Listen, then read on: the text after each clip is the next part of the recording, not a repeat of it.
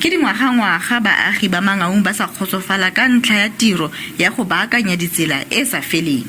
Bakgweetsi ba dijanaga le beng ba dikgwebo le bone ga ba itumela. Tsela eno ke nngwe ya ditsela tse di botlhokwa mo Mangaung. Di-customer tsa rona ne di ema pela business tsa rona ba tlisa di-plastic. O no le easy for taxi driver hlaise letsoho fela ke phamole plastic ka speed ke sebetsa. Kantle ke clinic.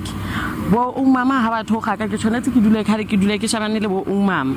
For ke khone go ba tshedisa mole. Ha ba khone go tshela ka taba ya manto. Tselela dikoti re tsamaya le go tsedi go hangata. Well re le ra distepo ke ntho tse mmalwa. Di shutdown, di protests tse bileng teng. Ona le mo no senyo le ditsela teng, dipalangwa and so.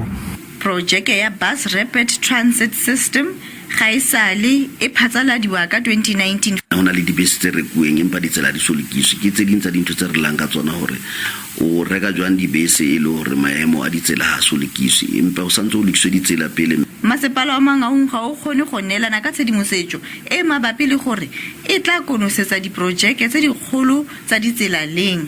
Fela go setse go dirisitswe dimilione tse di ranta mo diprojekeng tseno mme tiriso ya tšhelete e ntse e tsweletse.